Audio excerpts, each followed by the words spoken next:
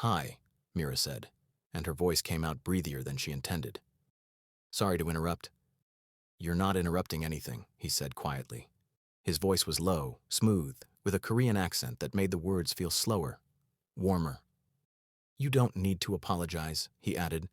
"Say what you came to say." Mira blinked. "What?" "You started with an apology. That means you have a request. Make it." Her prepared lines evaporated. She'd planned to be charming, flirtatious even, but standing in front of him felt like standing in front of a lie detector.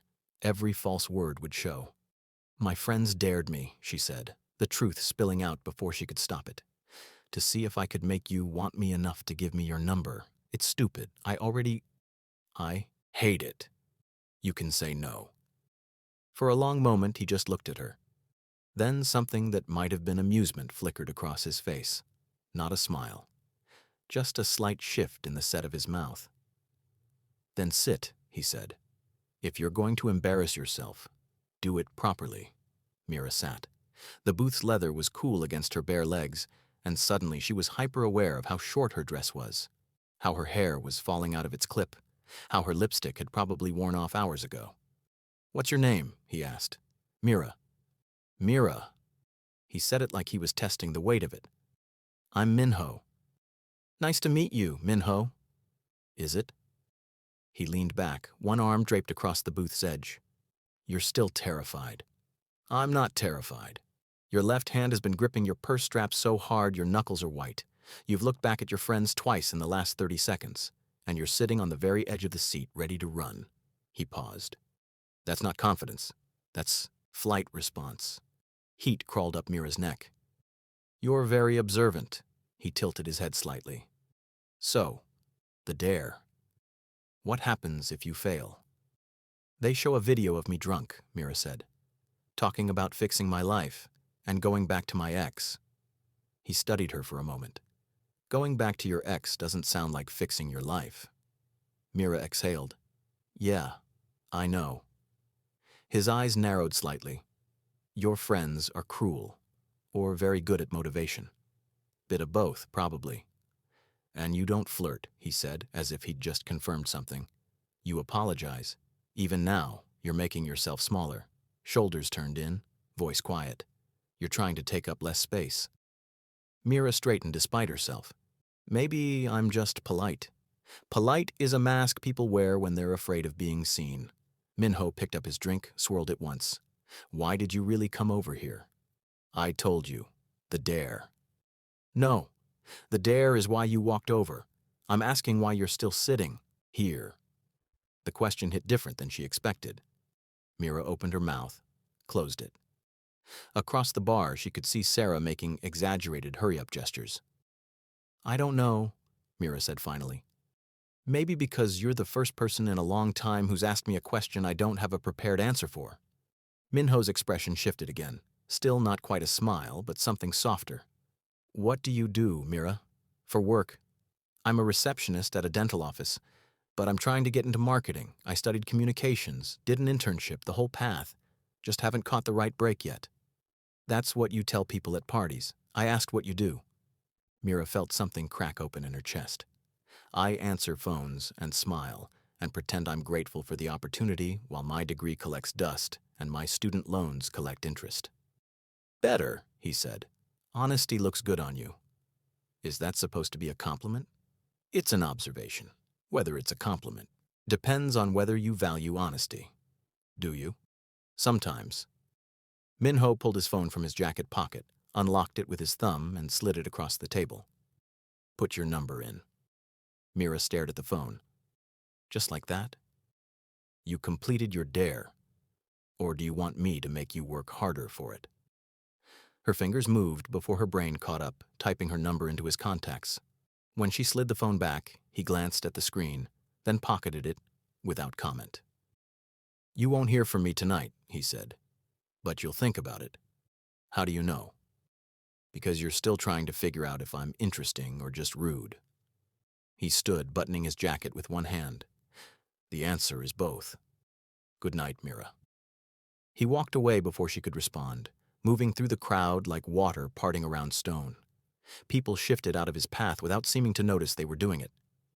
Mira sat frozen in the booth, her heart doing something complicated in her chest.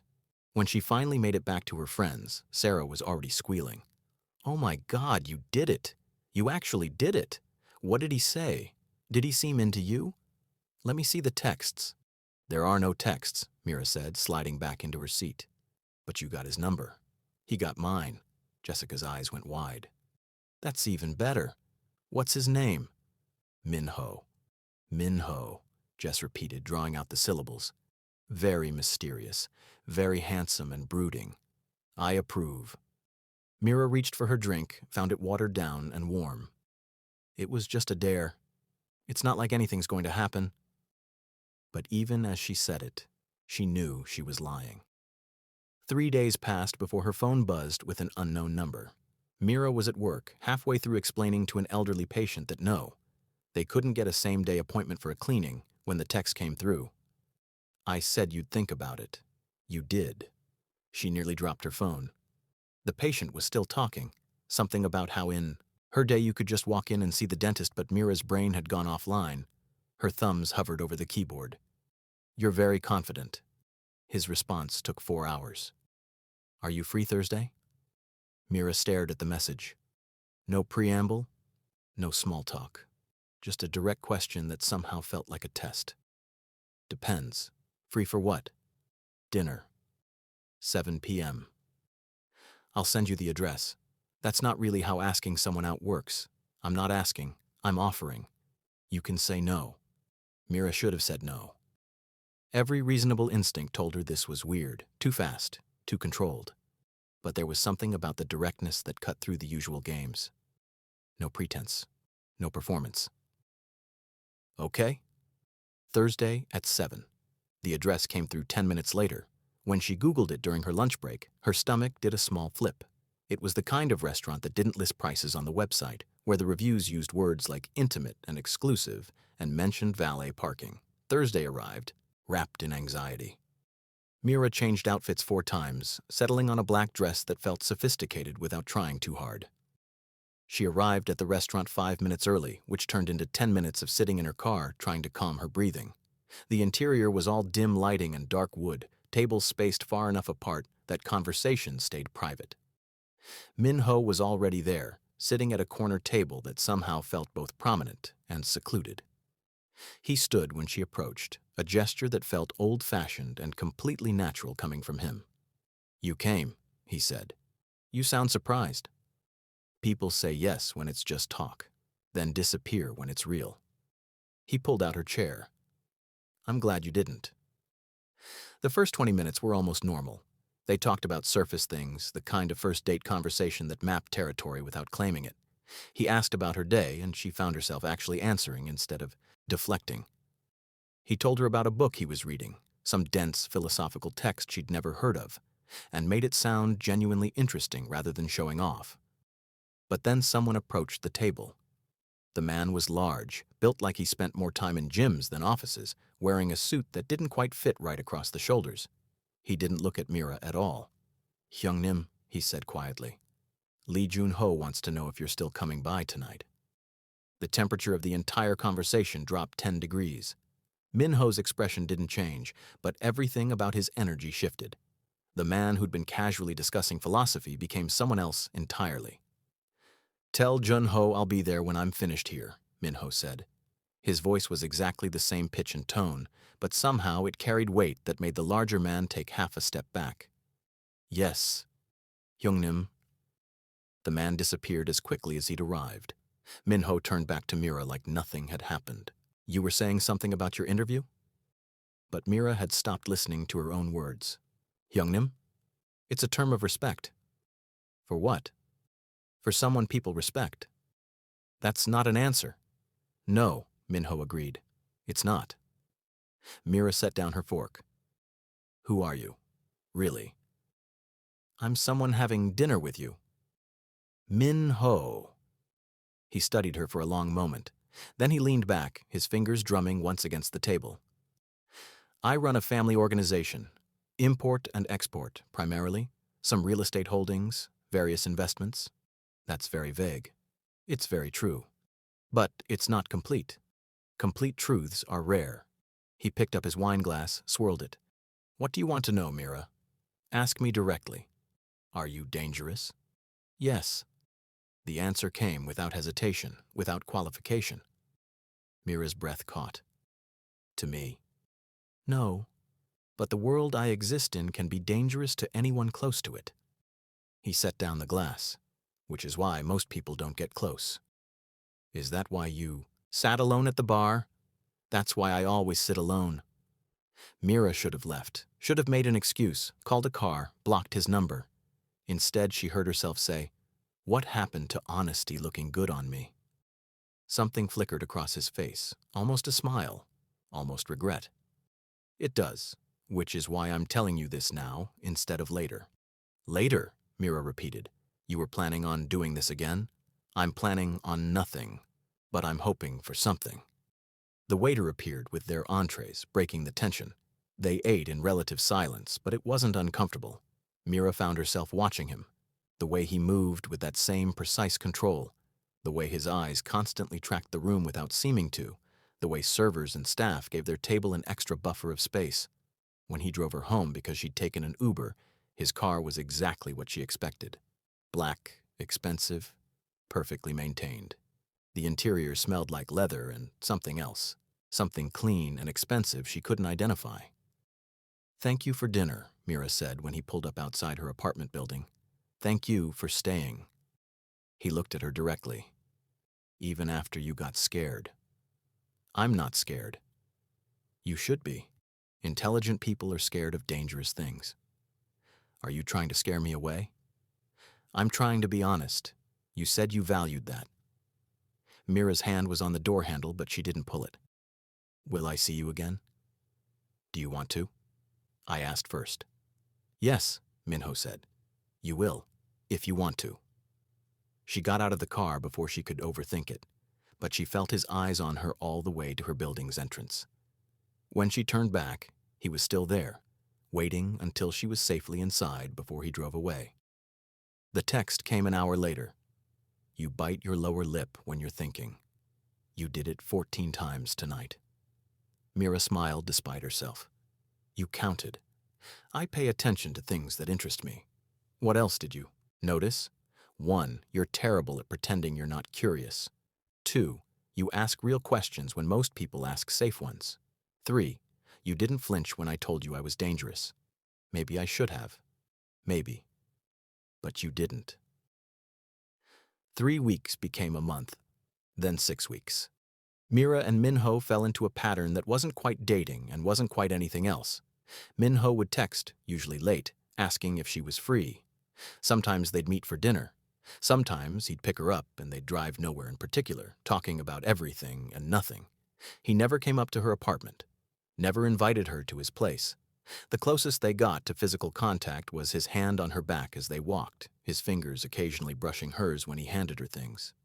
But Mira was learning to read him, learning that he asked questions when other people would make statements, that he went silent when he was angry, still when he was thinking, that he drank soju neat and always left, exactly 1 sip in the glass, that people called him Hyungnim and Sajangnim and moved out of his way like he was gravity.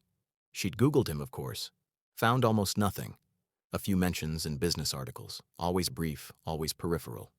No social media, no scandals, no clear picture of what he actually did. Tell me something real about you, Mira said one night. They were parked overlooking the city, his car idling quietly while lights spread below them like spilled diamonds. I've told you many real things. Tell me something you haven't told anyone else. Minho was quiet for a long time. Then, I hate what I do, most days. But I'm very good at it, and people depend on me, so I do it anyway. What do you wish you did instead? Something that let me sleep. The vulnerability in his voice made Mira's chest tighten. She reached over and rested her hand lightly on his where it lay on the gear shift. He looked down at their hands like he hadn't expected it. Don't misunderstand, he said quietly. I'm not someone you fix. Minho, she said softly. I'm not here to fix you. He exhaled. People always try. Maybe, she said, but being tired isn't the same as being broken. He turned his hand over, lacing their fingers together. His palm was warm, rough in places she didn't expect. He stared ahead through the windshield. This isn't simple. Nothing ever is, Mira said. He let out a slow breath. I don't want you caught in something you didn't choose, she looked at him. Then don't pull me in halfway. His fingers tightened once, then he let go. That's exactly the problem. She'd left work late, the autumn sun already setting, painting the sky in shades of orange and purple. She'd walked this route 100 times, the 6 blocks from the dental office to the metro station. But halfway there, the hairs on the back of her neck stood up.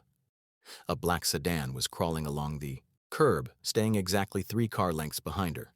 When she sped up, it sped up. When she slowed, it matched her pace. Mira's mouth went dry. She pulled out her phone, fingers shaking, and called the first number in her recent calls. Minho answered on the second ring. Mira. Someone's following me. She tried to keep her voice steady. A black car. I'm on 5th Avenue, almost to the metro. Go into the nearest public place. Now. Stay on the phone with me. There was a coffee shop 20 feet ahead. Mira walked faster, pushed through the door into warm air and the smell of espresso. The sedan didn't follow, but it didn't leave either. It pulled into a spot across the street and idled. I'm inside, she said. There's a coffee place, Brewing Point, near the subway. I know it. Order something. Sit where you can see the door. I'm 10 minutes away. Minho, what's happening? Someone's sending a message. They won't hurt you. This is just pressure. His voice was calm, but she could hear something underneath it. Something cold. Stay there. Don't leave. I'm coming. He made it in 7 minutes. Mira saw him through the window, his car pulling up with a screech of tires that would have gotten anyone else honked at. But the sedan across the street started its engine and rolled away the moment Minho stepped onto the sidewalk. He came through the door like a storm, his eyes scanning the room until they found her. Then he crossed to her table in 3 long strides and sat down across from her, reaching for her hands. Are you okay? I'm fine. Scared, but fine. Did they approach you? Say anything? No. They just followed me. Minho's jaw clenched. This is my fault. What do you mean? You've been seen with me. Multiple times. In public. He pulled his hands back, running them through his hair. People notice. People ask questions. And now people are answering those questions by making you a target. A target for what? For leverage. For pressure. For proving a point. He looked at her, and there was something raw in his expression she'd never seen before. This is why I didn't want you close. You should have tried harder to push me away then. I'm selfish. I didn't want to. He stood abruptly. Come on. I'm taking you home. They didn't talk during the drive. Minho's knuckles were white on the steering wheel, his eyes constantly checking the mirrors. When they pulled up outside her building, he put the car in park but didn't turn off the engine. I can't see you anymore, he said. Mira felt her stomach drop. What? It's not safe. Today was a warning. Next time might not be. So your solution is to just cut me off? My solution is to keep you alive. I'm not a child, Minho. I get to make my own choices about what risks I take. Not when the risk is because of me. He turned to look at her fully. You don't understand the world I'm part of. The things people do. The ways they hurt each other. Then explain it to me. I can't. You can't, or you won't. Both. He closed his eyes. Mira, please, just trust me on this. Trust you to make decisions about my life without me. Trust me to keep you safe. Mira laughed, but it came out bitter. You know what? Fine. You're right. I don't know your world. I don't know who you really are or what you really do. Because every time I ask, you give me half-truths and deflections. She grabbed her purse. So yeah, maybe it's better if we stop this, whatever this is. She was out of the car before he could respond, walking quickly toward her building. She heard his car door open, heard him call her name, but she didn't turn around, didn't let herself turn around. Inside her apartment, Mira locked the door and slid down against it, her chest heaving. Her phone buzzed immediately. A text from Minho. I'm sorry. She threw it across the room, but at 3 in the morning, when sleep refused to come and her mind kept replaying the fear in his voice, she retrieved it from where it had landed under her couch. There were 7 more messages. I'm sorry. You're right. You deserve honesty. My name is Kang Min-ho. My family has been in organized crime for 3 generations. I run operations for the East Coast. Import, export, protection, collections. Everything you imagine when you think Korean Mafia, and worse. I've done things I can't take back. Hurt people. Made choices that keep me up at night. But I've never lied to you about who I am. Just about what I do. I don't know how to keep you safe and keep you close. But I know I don't want to lose you. Mira read them twice. 3 times. Then she typed a single message back. Come over. We need to talk. The knock came 20 minutes later. When she opened the door, Min-ho looked exhausted. His tie was gone, his jacket rumpled, his hair messed like he'd been running his hands through it for hours. Hi, he said. Hi. They stood in her doorway, neither moving. Are you going to let me in? He asked. Are you going to tell me the truth? Yes. Mira stepped aside. He entered slowly like he expected the invitation to be revoked at any second. She gestured to her couch and he sat, but on the edge, like he was ready to leave. I'm going to ask you questions, Mira said. And you're going to answer them honestly. All of them. Or this is over. Okay. Have you killed anyone? Yes. The answer hit her like a physical blow. How many? 3. Directly. More if you count orders I've given. Do you carry a gun? Yes, always. Do you have it now? Yes. Where? He pulled back his jacket slightly, showing her the shoulder holster. Mira's hands started shaking. She sat down in the chair across from him, needing the distance. Why did you kill those people? One was self-defense. One was business. One was personal. Personal how? He hurt someone in my family. I made sure he couldn't hurt anyone else. Mira wrapped her arms around herself. And you just live with that? I don't sleep well. I drink more than I should. I spend a lot of time wondering if there was another way. He looked at her steadily. But would I do it again, knowing what I know now? Yes. That's terrifying. I know. But you're being honest. I promised I would be. Mira stood, paced to the window and back. The people who followed me today. Who were they? Probably the Lee clan. They're trying to expand territory and I'm in their way. Will they come after me again? Not directly, but they'll keep watching, keep applying pressure. They want me to make a mistake. And am I a mistake? You're the only real thing I've had in years. So yes, probably. Despite everything, Mira almost smiled. You're terrible at romance. I'm terrible at most things that don't involve threats and money. He stood, took a half step toward her, stopped. I can walk away, completely.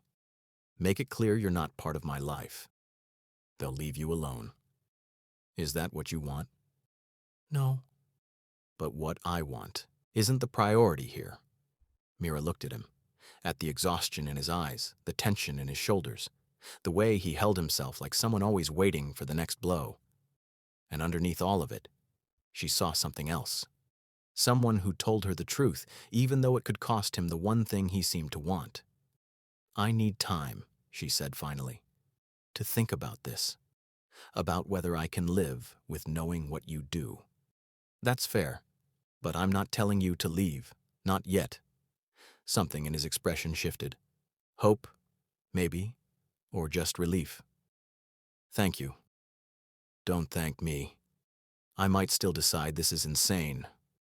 It is insane. Then why are you fighting for it? He looked at her for a long moment. Because you asked me real questions. Because you didn't run when I told you I was dangerous. Because when I'm with you, I remember what it feels like to be a person instead of a position. Mira's chest felt too tight. Stay, tonight. Just sleep. On the couch. Mira, I'm not ready for more. But I'm not ready for goodbye either. He nodded slowly. Okay. She brought him a blanket and pillow, and he settled onto her couch like it was the most natural thing in the world. When she went to her bedroom, she left the door open. Not an invitation exactly, just a choice not to close it.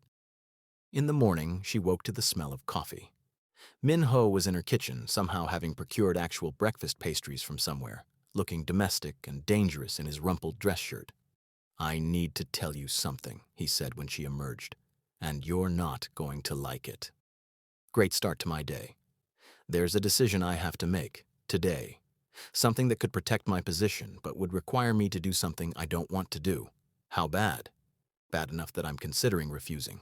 What happens if you refuse?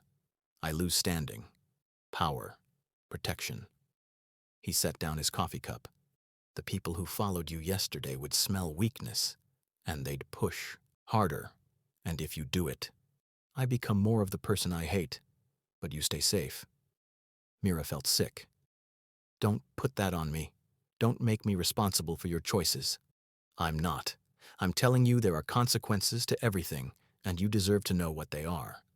What is it? This thing you have to do? He hesitated. There's a business owner who won't pay his protection fee. Standard situation usually resolved with pressure, but he's gotten bold, started talking to people he shouldn't. My father wants me to make an example. An example how? The kind that ends with someone in the hospital. Jesus, Min-ho. I know. Can't you just refuse? I can. But it makes me look weak. And in this world, weakness is blood in the water. Mira paced to her window, looked out at the morning traffic below. What do you want to do? I want to tell them no. That I'm done making examples of people who are just trying to survive. He came up behind her, not touching, but close. But that might mean I can't protect you anymore. Then tell them no anyway. Mira, I'm serious. She turned to face him. If the price of my safety is you becoming someone worse, I don't want it. I'd rather be at risk with you making choices you can live with than safe because you did something that destroys you. You don't understand what you're asking. I understand perfectly. I'm asking you to choose the person you want to be over the person they expect you to be. She took his hand. And I'm telling you, that's the only version of you I want to know. He stared at her like she'd just said something in a language he didn't speak. If I do this, if I refuse, everything changes. Then let it change. You could get hurt. I could get hurt crossing the street. I could get hurt staying in my safe, boring job and never taking a risk. At least this way, I'm choosing something real. Min-ho pulled her close, his forehead resting against hers. You're either the bravest person I've ever met, or the most foolish. Probably both. He kissed her then, finally, and it felt like falling and flying at the same time. When he pulled back, his eyes were intense. If I do this, I'm all in. No more half-truths. No more keeping you at a distance to keep you safe. You're either in my world, or you're not. I'm in. You're sure? Ask me again, and I'll change my mind. He almost smiled. I have to go. The meeting is in an hour. Text me when it's done. I will. He kissed her once more, quick and fierce. Thank you for seeing me. After he left, Mira sat on her couch, still warm from where he'd slept, and wondered if she'd just made the best or worst decision of her life. The text came 3 hours later. I told them no. And they're not happy. I'm out of several operations. My father isn't speaking to me. I'm sorry. Don't be. This is the first time in years I've looked at myself in the mirror and not flinched. What happens now? Now I figure out who I am when I'm not just following orders. Over the next few weeks, Mira watched Min-ho's world realign. People who used to call daily stopped calling. Meetings got canceled. The restaurants that used to hold tables for him suddenly had no availability. But he seemed lighter somehow, like he'd been carrying weight he didn't realize was there until he set it down. They spent more time together. Real time. He came to her apartment in the evenings, cooked dinner with her, fell asleep on her couch watching movies he'd never seen because he'd been too busy being important. She met his sister Sujin, who hugged her and whispered, "Thank you for giving him his life back." But there were harder moments too. Times when his phone would ring with a number he recognized and she'd watch his face shut down. Times when they'd be out and he'd spot someone from before, and the distance in their greeting said enough. Do you ever think about it? Mira asked one night. They were on her couch, her legs across his lap. His hand rested at her ankle. Still. Regret? She nodded. No, he said after a moment. And everything else? He looked away. I left things behind. Important things. Things that cost too much. She studied him. And now?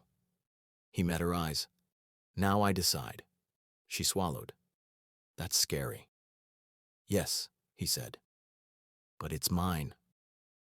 3 months later, Minho showed up at her apartment at midnight.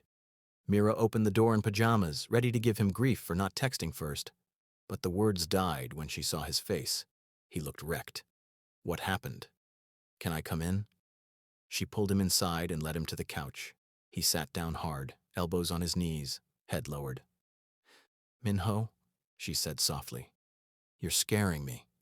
Jun-ho called, he said. My father was taken in. She froze. They're pulling everything apart, he went on. Anyone who ever touched it. And you? He didn't answer right away. I've been out. For months, he said finally. But my name is still there. What do you want me to do? He looked at her then. If this turns ugly, you have to stay away from me. No, Mira. I didn't come this far to disappear now. Silence stretched between them. He pulled her into him, his grip tight. She felt the tremor in his breath. You shouldn't be here, he murmured. Too late, she said. I already am. The next few weeks were brutal. Lawyers, interviews, constant anxiety. Minho had to hire a criminal defense attorney, someone expensive and sharp who spent long hours going through every business dealing he'd been part of. But slowly, a picture emerged. Because Minho had stepped back months ago, because he'd refused orders and distanced himself from active operations, there was less to tie him to the current charges. His name was on old paperwork, but his actual involvement in the events being prosecuted was minimal. They might still charge you, his lawyer said during one meeting Mira sat in on, but the case is weak. Circumstantial at best. I think we can avoid this. When Minho got the official news that he wouldn't be indicted, he called Mira from his lawyer's office. She could hear the relief in his voice, the way it cracked slightly when he said, It's over. I'm clear. That night, they went to dinner, not at one of the exclusive places he used to frequent, but at a small Korean restaurant in her neighborhood, the kind of place with banchan platters and soju bottles lined up behind the counter. I have something to tell you, Minho said after they'd ordered. Good news or bad news? It depends. He reached across the table, took her hand. I'm leaving the organization, completely. Legally separating from all family operations, selling my shares, cutting all ties. Minho, I know it means losing a lot. Money, security, connections. But I can't keep one foot in that world and expect to build a real life in this one. What will you do? I have some clean investments, enough to live on while I figure out what comes next. Sujin's helping me look at legitimate business opportunities. It won't be glamorous. I don't need glamorous. I know, which is one of the reasons I love you. Mira's heart stuttered. What? I love you. I've loved you since you walked up to me in that bar and told me the truth when you could have lied. Since you called me out for half answers and demanded real ones. Since you looked at the worst parts of me and chose to stay anyway. Kang Minho, are you getting sentimental on me? I'm telling you the truth, like you taught me to. Mira felt tears pressing at the corners of her eyes. I love you too, even though you're complicated and difficult and you count how many times I bite my lip. 17 times tonight, by the way. She laughed through the tears. See? Difficult. He stood, came around to her side of the table and knelt down. Mira's breath caught. This isn't a proposal, he said quickly. Not yet. I don't have a ring, and this isn't romantic enough for the moment you deserve. Then what is it? It's a promise. I don't know if I can ever give you a completely normal life. There will always be history, always be complications. But I know I won't lie to you again. I know I'll choose you over power every time. I know I'll spend every day trying to be worthy of the faith you put in me. That's enough, Mira whispered. That's more than enough. He kissed her there in the middle of the restaurant with half the diners watching and the other half politely pretending not to. When he sat back down, his hand stayed linked with hers across the table. "So," Minho said, "tell me about that marketing interview you have next week. The real version, not the version you tell people at parties." Mira smiled. "I'm terrified I'll mess it up, but I'm also more ready than I've ever been. Because someone taught me that honesty is more impressive than performance." Smart teacher.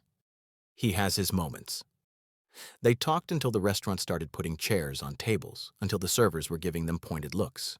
When they finally left, walking out into the cool night air, Mira felt something settle in her chest. Not the ending of uncertainty, but the beginning of choice. The dare had lasted 10 seconds. The decision lasted a lifetime. 3 years later, Mira stood in the kitchen of the apartment she and Minho had moved into together, a place that was theirs rather than his or hers. She was preparing dinner while music played from the speaker on the counter, something soft and Korean that Minho had introduced her to. He came through the door at 6:30, exactly when he said he would. The consulting firm he'd started was small but growing, legitimate work helping businesses optimize their operations. Boring, he called it sometimes, but he said it with a smile. "Hey," he said, kissing her cheek. "How was your day?" "Good. The campaign we launched last month is exceeding all projections. My boss is actually smiling, which is terrifying." "You're brilliant. Of course it's exceeding projections. How was yours?" "Signed 2 new clients. Small accounts, but solid." He loosened his tie, poured himself a small glass of soju. "Sujin called. She wants to know if we're coming to Sunday dinner." "Do we have to?" "It's family dinner. She made japchae." "The good japchae?" "The good japchae." "Then I suppose we have to." This was their life now. Simple, ordinary. The kind of boring that Minho had once been terrified of and now treated like treasure. After dinner, they were cleaning up together when Minho suddenly stopped, his hands still in the soapy water. "I need to tell you something," he said. Mira's heart skipped. "Is everything okay?" "Everything's fine. Better than fine." He dried his hands, reached into his pocket, and pulled out a small velvet box. "Minho, remember when I told you it wasn't a proposal because I didn't have a ring and it wasn't romantic enough?" He opened the box, showing her a simple diamond ring, elegant and perfect. "Well, now I have a ring.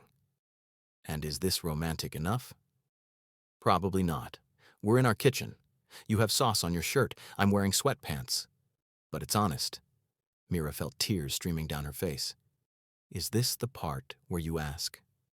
"This is the part where I ask." He took her hand. "Mira, will you stay with me? Will you keep calling me out when I deflect? Will you keep seeing the person underneath all the history? Will you keep choosing this complicated, difficult life with me?" "Yes," she said, not needing to think about it. "Yes to all of it." He slipped the ring on her finger, and it fit perfectly. Of course it did. He paid attention to details. They stood in their kitchen, holding each other while the music played and the dishes waited, and the life they'd built together stretched out before them. Not perfect, not easy, but real. And later, when Mira's friends inevitably asked how it started, how she ended up with this complicated, intense, impossibly devoted man, she'd tell them the truth. It started with a dare, but it became a choice. The kind of choice you make every day, in 1,000 small ways, to see someone fully and love them anyway, to demand honesty and give it in return, to walk into uncertainty together instead of safety alone. If you enjoyed this story, please support the channel by subscribing. Let me know what you think in the comments. And if you stayed till the end, thank you for truly seeing this story. I'll be back with more stories for you.